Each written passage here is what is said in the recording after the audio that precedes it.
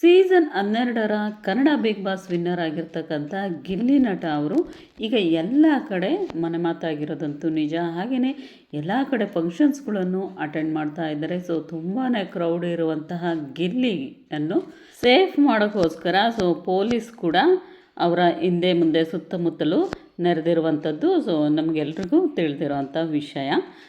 ಇವಾಗ ಗಿಲ್ಲಿಯನ್ನು ಮೊನ್ನೆ ನಡೆದಂತಹ ಚನ್ನಪಟ್ಟಣ ಉತ್ಸವದಲ್ಲಿ, ಕನಕೋತ್ಸವದಲ್ಲಿ ಫ್ಯಾನ್ಸ್ಗಳ ಕ್ರೇಜ್ ಎಷ್ಟಿತ್ತು ಅಂತ ಹೇಳಿದ್ರೆ, ಸ್ಟೇಜ್ ಮೇಲೆ ಬಂದು ಗಿಲ್ಲಿಯನ್ನು ಮಾತಾಡಿಸ್ಬೇಕು ಅನ್ನೋ ಒಂದು ಹುಚ್ಚು ತುಂಬಾ ಹೆಚ್ಚಾಗಿತ್ತು. ಹಾಗೆಯೇ ಅದನ್ನು ನಿಯಂತ್ರಣ ಮಾಡೋದು ಕೂಡ ಅಷ್ಟು ಸುಲಭದಲ್ಲ.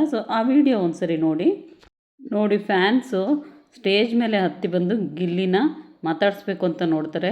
ಅಲ್ಲಿ ಇರ್ತಕ್ಕಂಥ ಸೆಕ್ಯೂರಿಟಿ ಅವರೆಲ್ಲರೂ ಅವರನ್ನು ಕೆಳಗಿಳಿಸ್ತಾರೆ. ಆವಾಗ ಗಿಲ್ಲಿಗೆ ತುಂಬ ಭಯ ಆಯ್ತಂತೆ. ಆನಂತರ ಅವರು ಮೈಕ್ ತಗೊಂಡು ಹೇಳ್ತಾರೆ, ಏನಣ್ಣ ನನ್ನ ಹೊಡಿಲಿಕ್ಕೆ ಬರೋ ಥರ ಬಂದುಬಿಟ್ಟಲ್ಲ ಸ್ಟೇಜ್ ಮೇಲೆ ಅಂಥೇಳಿ. ಅಲ್ಲೂ ಕೂಡ ಕಾಮಿಡಿಯನ್ನು ಬಿಲ್ಡ್ ಮಾಡ್ತಾರೆ ಗಿಲ್ಲಿ ಅವರು. ಎಕ್ಸ್ಟ್ರಾಡಿನರಿ. ತುಂಬಾ ಕ್ರೌಡ್ ಇತ್ತು. ಹಾಗೆಯೇ ತುಂಬ ಚೆನ್ನಾಗಾಯಿತು ಫಂಕ್ಷನ್ಸು ಕೂಡ. ನೀವು ನೋಡ್ತಾ ಇರ್ಬೋದು ಎಷ್ಟು ಜನ, ಎಷ್ಟು ಕ್ರೌಡ್ ಅಂತ ಹೇಳಿದ್ರೆ ಶಿಳ್ಳೆ ಚಪ್ಪಾಳೆಗಳಂತೂ ತುಂಬಾ ಜಾಸ್ತಿ.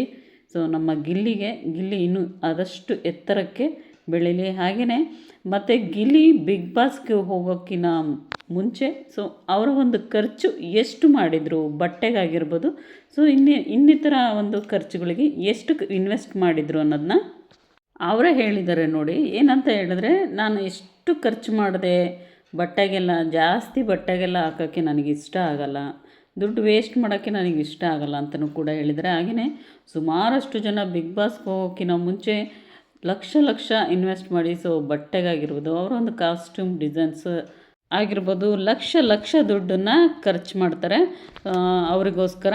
ಹಾಗಾಗಿ ಗಿಲ್ಲಿ ಅವರು ಎಷ್ಟು ಇನ್ವೆಸ್ಟ್ ಮಾಡಿದರು ಬಟ್ಟೆಗೆಲ್ಲ ಅಂಥೇಳಿ ಅವರೇ ಹೇಳಿದ್ದಾರೆ. ಈ ವಿಡಿಯೋ ಒಂದ್ಸರಿ ನೋಡ್ಕೊಂಡು ಬನ್ನಿ. ಬಟ್ಟೆಗೆ ಒಂದು 5,000 10,000 ಆಗಿತ್ತು ಅಷ್ಟೇ ಬಟ್ಟೆಗೆ. ಅದು ಬಿಟ್ರೆ ಇನ್ನೇಂತಕ್ಕೂ ಖರ್ಚು ಮಾಡಿ ನಮ್ಮ ಮನೆಗೊಂದು ನಮ್ಮವ್ವ ಇದು ಕೇಳ್ತಿದ್ರು, ವಾಷಿಂಗ್ ಮಿಷಿನ್ ತಗೊಡು ಮಗ ಅಂತ. ಅವ್ರಿಗೊಂದು ವಾಷಿಂಗ್ ಮಿಷಿನ್ ತಗೊಟ್ಬಿಟ್ಟು ಇನ್ನೇನು ಹೋಗೋ ಟೈಮಲ್ಲಿ ಅದೊಂದು ಮಾಡ್ಬಿಡು ಅಂದ್ಬಿಟ್ಟು ಅವ್ರಿಗೊಂದು ವಾಷಿಂಗ್ ಮಿಷಿನ್ ತಗೊಟ್ಟಿದ್ದೆ ಅಷ್ಟೇ.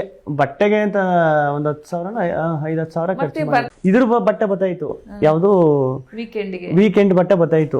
ಇದು ಯಾವಾಗ ಇದು ಜಾಸ್ತಿ ಆಯ್ತು ಅಂತ ನಾನು ಅಷ್ಟು ಬಟ್ಟೆ ತಗೋಗಿದ್ನಲ್ಲ, ದುಡ್ಡಿನ ವಿಷಯದಲ್ಲಿ ಸ್ವಲ್ಪ ಜಾಸ್ತಿ ಖರ್ಚು ಮಾಡಕ್ ಹೋಗುದಿಲ್ಲ. ಯಾಕಂದ್ರೆ ಗೊತ್ತು ದುಡ್ಡಿನ ಬೆಲೆ ಏನು ಅಂತ ಗೊತ್ತು. ಈಗ ಗೊತ್ತಲ್ಲ, ಈ ನಮ್ಮ ಫೀಲ್ಡ್ ಹೆಂಗಿರ್ತದೆ ಅಂದ್ರೆ ಒಂದ್ ಟೈಮ್ ಇರ್ತದೆ, ಒಂದ್ ಟೈಮ್ ಇರಲ್ಲ. ಈಗ ನಮ್ದು ಹೆಂಗೆ ಅಂದ್ರೆ ಈಗ ತರಕಾರಿ ಇದ್ದಂಗೆ, ಒಂದು ಟೈಮ್ ತರಕಾರಿ ರೇಟ್, ಟೊಮೊಟೊ ರೇಟು ಇಷ್ಟ ಆಗ್ಬಿಟ್ಟಿರ್ತದೆ, ಈರುಳ್ಳಿ ಟೊಮೊಟೊನೆಲ್ಲ. ಒಂದು ಟೈಮು 10 ರೂಪಾಯಿಗೆ 3 kg 2 kg ಸಿಗ್ತಾ ಇರ್ತದೆ, ಹಂಗೆ ಆಗ್ಬಿಡ್ತದೆ. ಅದಕ್ಕೋಸ್ಕರ ದುಡ್ಡು ವಿಚಾರದಲ್ಲಿ ನಾನು ಅದೇ ಭಯ ಆಯ್ತಿದ್ದು. ದುಡ್ಡು ಅಂತ ಬಂದಾಗ ಸ್ವಲ್ಪ ಈ ದುಡಿತಾರ ದುಡ್ಡೆಲ್ಲ ಬರೀ ಬಟ್ಟೆಗೆ ಹಾಕ್ಬಿಟ್ರೆ ಎಡವಟ್ ಆಗ್ಬಿಡ್ತದೆ ಅಂತ. ಕೇಳಿದ್ರಲ್ವಾ, ಬಟ್ಟೆಗೆಲ್ಲ ಒಂದು 5,000 ರಿಂದ 10,000 ಇನ್ವೆಸ್ಟ್ ಮಾಡಿದ್ದೀನಿ ಅಷ್ಟೇ ಅಂತ ಹೇಳಿದರು. ಇದು ಸಿಂಪ್ಲಿಸಿಟಿಗೆ ಇನ್ನೊಂದು ಹೆಸರೇ ಗಿಲ್ಲಿ ಅಂತಲೇ ಹೇಳ್ಬೋದು. ಮೊನ್ನೆ ನಡೆದಂಥ ಚನ್ನಪಟ್ಟಣ ಒಂದು ಪ್ರೋಗ್ರಾಮಲ್ಲಿ ಕೂಡ ಹವಾಯಿ ಚಪ್ಪಲಿ ಹಾಕ್ಕೊಂಬಂದರು ಅನ್ನೋದನ್ನು ಕೂಡ ಹೇಳಿದ್ದಾರೆ. ಕೆಲವಷ್ಟು ವೀಡಿಯೋಸ್ಗಳನ್ನ ನೋಡಿದ್ದೀನಿ. ಅದನ್ನು ಕೂಡ ಸಿಂಪ್ಲಿಸಿಟಿ ಅಂತಲೇ ಹೇಳ್ಬೋದು. ಕೇಳಿದ್ರಲ್ವಾ. ಈ ವಿಡಿಯೋ, ಇವತ್ತಿನ ಒಂದು ಇನ್ಫಾರ್ಮೇಷನ್ ವಿಡಿಯೋ ನಿಮಗೆಲ್ರಿಗೂ ಇಷ್ಟ ಆಗಿದ್ದರೆ ದಯವಿಟ್ಟು ನನ್ನ ಚಾನಲ್ಗೆ ಹೋಗಿ ಸಬ್ಸ್ಕ್ರೈಬ್ ಮಾಡ್ಕೊಳ್ಳಿ. ನೆಕ್ಸ್ಟ್ ವೀಡಿಯೋಸೊಂದಿಗೆ ಇಂಟ್ರೆಸ್ಟಿಂಗ್ ಆಗಿರೋ ಟಾಪಿಕ್ ಒಂದಿಗೆ ಮತ್ತೆ ಸಿಗ್ತೀನಿ ಫ್ರೆಂಡ್ಸ್. Take care. ಎಲ್ರಿಗೂ ಲವ್ ಯು ಆಲ್.